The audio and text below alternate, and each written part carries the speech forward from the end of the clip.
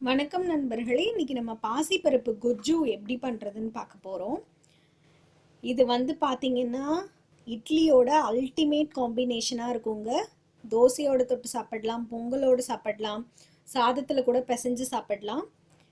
எனக்கு ஆக்சுவலி பார்த்தீங்கன்னா இட்லியே சுத்தமாக பிடிக்காதுங்க. அதுக்காகவே எங்கள் அம்மா இது வச்சு தருவாங்க. ஸோ நல்லா சாப்பிடுவேன் இது செஞ்சு தந்தாங்கன்னா. பார்த்தீங்கன்னா நான் எப்போ ஊருக்கு போனாலும் ஃபர்ஸ்ட் டே இந்த இட்லி பண்ணி இது மேலே இந்த கொஜ்ஜு ஊற்றி அவங்க கையாலேயே எனக்கு கொடுப்பாங்கங்க. ஸோ ஆல்ரெடி இந்த கொஜ்ஜுவோட டேஸ்ட்டும் ஸ்மெல்லும் சூப்பராக இருக்கும். அப்புறம் அம்மா கையால் சாப்பிட்றது கேட்கவா வேணும், ரொம்பவே அலாதியாக இருக்குங்க. ஸோ ஜஸ்ட் என்னோட நினைவுகளை உங்ககிட்ட பகிர்ந்துக்கணும்னு நினச்சேன். இப்போ இதுக்கு என்ன பொருட்கள்லாம் தேவைன்னு பார்ப்போமா?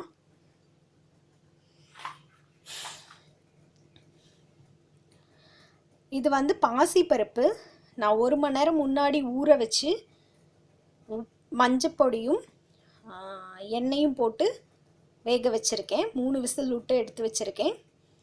நீங்கள் என்ன சாம்பார் வைக்கிறதோ எது வைக்கிறதா இருந்தாலும் பருப்பை 1 மணி நேரம் முன்னாடியே ஊற வச்சிட்டிங்கன்னா உங்களுக்கு நிறையா பருப்பும் காணும். நீங்கள் கரண்டி வச்செல்லாம் மசிச்சிட்டு இருக்க வேண்டிய அவசியம் இல்லை. ஈஸியாக உங்களுக்கு மசிஞ்சு சாம்பாரோட கலக்கும்போது இதோட டேஸ்ட்டு சூப்பராக இருக்கும். அதுக்கப்புறம் பார்த்தீங்கன்னா நான் ஒரு அரை தக்காளி எடுத்திருக்கேன். ஒரு பச்சை மிளகாய் எடுத்திருக்கேன். அரை வெங்காயம் எடுத்திருக்கேன். இது கொத்தமல்லி தழை தண்ணியில் போட்டு வச்சுருக்கேன் நறுக்கி.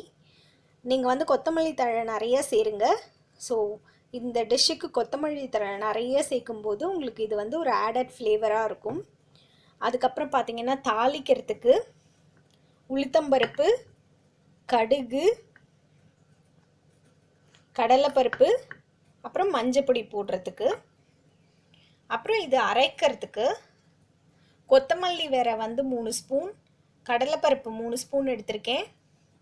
அதுக்கப்புறம் இது பார்த்தீங்கன்னா வரமிளகா. என்கிட்ட பெரிய பெரிய வரமிளகா இருக்குது. ஆனால் இது காரம் கம்மியாக தான் இருக்கும். அதனால் நான் ஒரு 4 வரமிளகா எடுத்திருக்கேன்.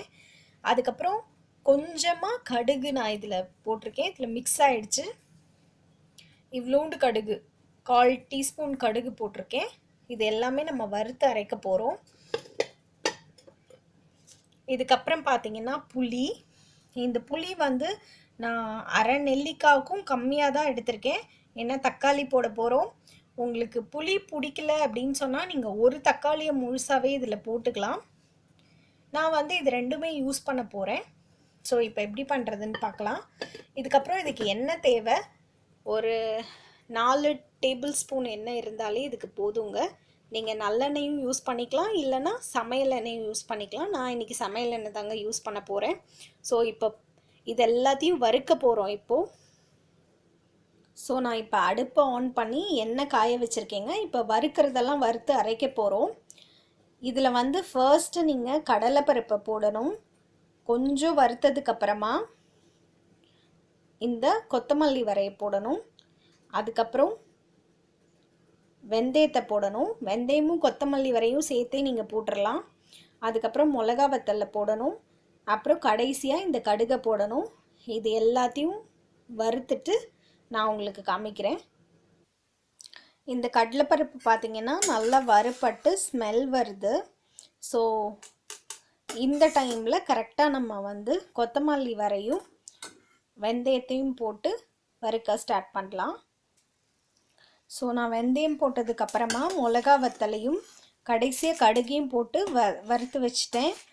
மீடியம் சைஸ்லேயே வச்சுக்கோங்க ஃப்ளேமை, இல்லாட்டி கருகி போனால் நல்லா இருக்காது. இது ஆறின உடனே நான் அரைக்க போகிறேன். நீங்கள் எப்படி அரைக்கணும்னா முதல்ல பொடியாக ஒரு ஓட்டிக்கோங்க. அது பவுடர் ஆனதுக்கப்புறம் கொஞ்சம் தண்ணி விட்டு ஒரு 1/4 டம்ளர் தண்ணி விட்டு அரைச்சிக்கோங்க. நீங்கள் இது ஸ்டோர் பண்ணிக்க போகிறேன் அப்படின்னு சொன்னால் இது கண்டிப்பாக இது சாம்பார் பொடி மாதிரியே தாங்க. எவ்வளோ நாள் ஆனாலும் கெடாது. நீங்கள் கண்டிப்பாக 3-4 மாதம் வரைக்கும் நல்ல ஒரு ஏர்டைட் கண்டெய்னர்லேயோ டப்பர்வேர்லேயோ போட்டு மூடி வச்சுருந்தீங்கன்னா அப்படியே இருக்கும். ஸோ நீங்கள் கம்மியாக பண்ண போகிறீங்கன்னா தண்ணி ஊற்றி அரைச்சிக்கோங்க. இல்லைன்னா நீங்கள் சாம்பாரில் கொஞ்சம் கொஞ்சமாக பொடியாக கூட கலக்கலாம். ஓகேவா? இப்போ நான் அரைச்சிட்டு வரேங்க. நான் ஒரு 1/4 டம்ளர் தண்ணி ஊற்றி இதை அரைச்சி வச்சுருக்கேங்க. இதுக்கப்புறம் அடுப்பை ஆன் பண்ணிவிட்டு எண்ணெய் காய வச்சுருக்கேன். இப்போ கடுகு போடலாம். அப்புறம் உளுத்தம்பருப்பு கடலைப்பருப்பு எல்லாத்தையும் போட்டு வறுக்கலாம். இப்போ கடுகு போடலாங்க.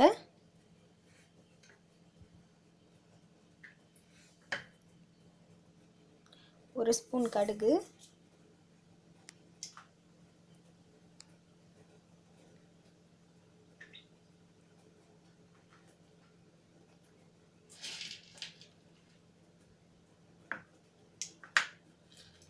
கடுகு வெடிக்க ஸ்டார்ட் ஆயிடுச்சு. கடலைப்பருப்பு போடலாம்.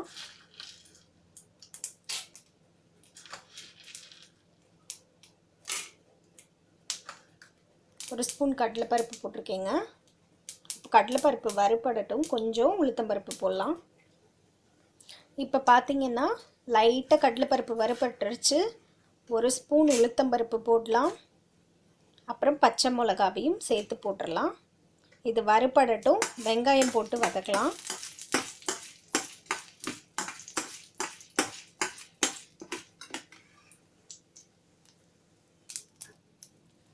நல்லா கடுகு வெடிச்சிட்டு இந்த உளுத்தம்பருப்பு கடலைப்பருப்பு பச்சை மிளகாய் எல்லாம் வறுபட்டுடுச்சு.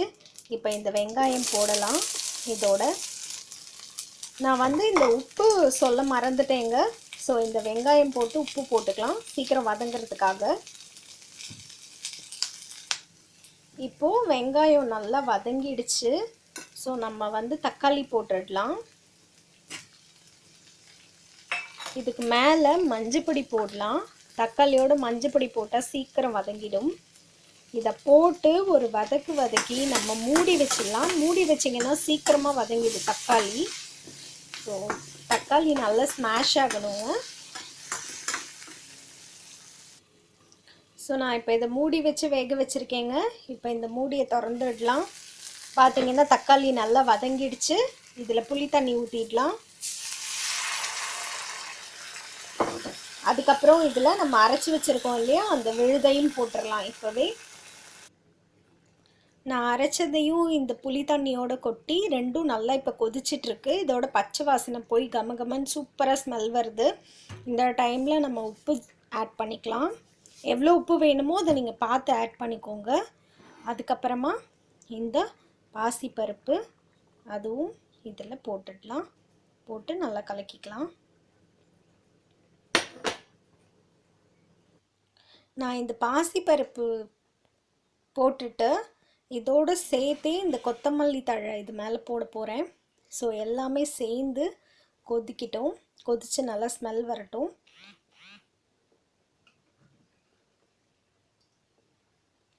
ஸோ எல்லாம் நல்லா சேர்ந்து கொதித்த உடனே நம்ம ஆஃப் பண்ணிடலாம். உப்பு சரியாக இருக்கான்னு பார்த்துக்கோங்க. நான் இன்னொரு ஒரு 5 நிமிஷம் நல்லா கொதிக்க வச்சுருக்கேங்க. இப்போ நம்ம இறக்கிடலாம். இப்போது இந்த கொத்தமல்லி தழையோட எசன்ஸ் எல்லாமே இந்த கொஜ்ஜூவில் இறங்கிருச்சுங்க. இப்போது நம்ம அடுப்பு நிறுத்திடலாம். நல்லா கொதிக்க வச்சு இறக்குங்க.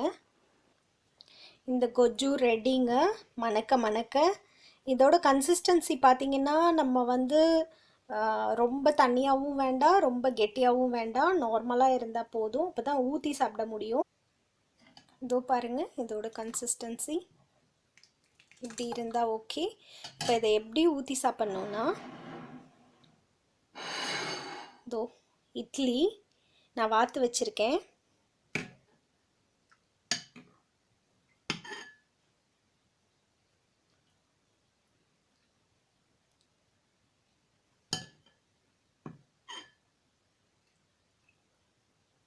ஸோ இது மேலே இதை ஊற்றி இதுக்கப்புறம் 2 டேபிள் ஸ்பூன் மேலே நல்லெண்ணெய் ஊற்றி சாப்பிட்டிங்கன்னா சூப்பராக இருக்கும்.